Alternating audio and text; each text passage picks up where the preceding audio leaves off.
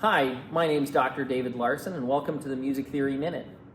Today we're going to be adding to my previous video about three-point horn voicings, and we're going to now add a fourth horn to our horn section. Now these are again based on the pop horn voicings that I learned from Tom Bones Malone, but the difference here is that we are going to be starting with our bottom pitch because what we're trying to do is create a really nice core sound in the lowest voicings that will then support the upper voicings. So here we go. So in this case, what we're going to be doing is creating horn voicings based on low roots followed by either a third or a seventh. So when we're creating these voicings, we're going to start with a low root. And anytime we take a low root and then add a third plus an octave higher, aka the interval of a tenth, it creates a really thick harmonic texture. It almost sounds like a complete chord with all that extra sound going on. So in essence, when we make these four-part horn voicings, again, we're going to have a trumpet on top, then we might have two saxes, say an alto sax and a tenor sax, with a bari sax on the bottom.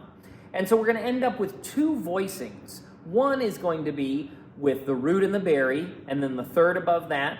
The other one's going to be the root and the bari, and the seventh above that. Because again, a seventh between the bottom two voicings is also a really nice thick sound. So these voicings work basically like this. You're going to start with the root, then you're going to have the third, then you're going to have the seventh, and then you're going to have the fifth. The spread out nature of this voicing is going to give it a lot of weight, and it's going to give it a lot of power because everybody's in a good register on their instrument. So you can hear there in that voicing that it's got a lot of punch and it has a lot of presence because again we have the root, the third, the seventh, and the high fifth. Now the inversion of that is really about changing those bottom two notes. So this time we're going to do the same C chord, but we're going to have a seventh between the bottom two voices. So now we're going to get the root, the seventh, the third, and then the root again on top.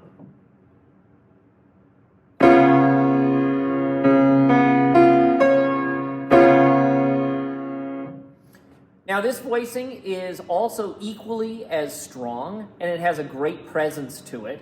And one of the things I like about this voicing is that it's an alternative to the other voicing so that you can bring the instrument ranges down a bit. So if you're finding that your third is getting really high in the range of your tenor sax, for example, by inverting the chord, you can bring it down to a more reasonable register so everybody's playing in their most kind of core sound, which is what we want. This one also works well if, for example, you're trying to accompany a singer in a soft section where you want just a pad, because now the trumpet's not in the highest register, they're down in the middle where they can play a little softer. Again, this voicing is built from the bottom up, and so when you're thinking about constructing these voicings, this one's going to be harder to plan ahead for what's going to be on the top, because what really matters is those bottom two voicings.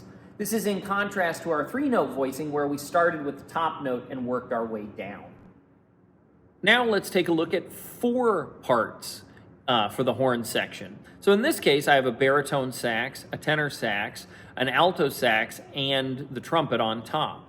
Now, when you're doing these pop voicings where you have the four parts, again, remember that we want to use the bottom part as a low root, and then we're going to have a tenth or a seventh between it and the next voice up, and then whatever voice ends up on top is going to be dependent on the other voices in the chord. So if we look at the notation here, we'll see the bari sax has the C, then the third E, seventh of B flat, and the top note would be the G. And so on the next chord, the F chord, you can see I did a seventh on the bottom version because we have root. There's the seventh, the third, and there's the root. And then finally, we have the inversion of the original C chord because we have the root, then the seventh, then the third, and then another root on top. And you'll hear that this gives each chord sounds equally as good, and it also gives a lot of variety to what we can do with just basically two voicings.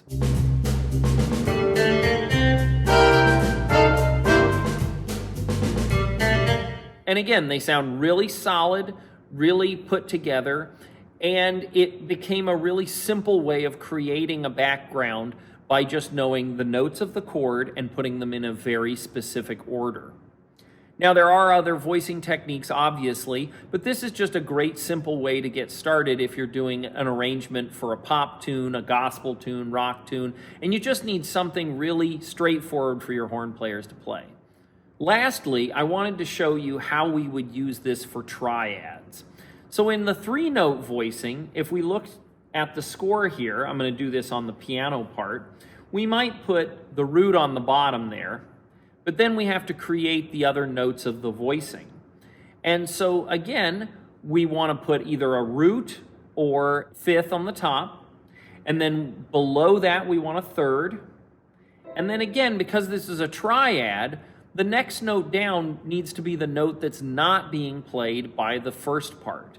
So since the first part's playing the root in this triad, we're going to put the fifth on the bottom.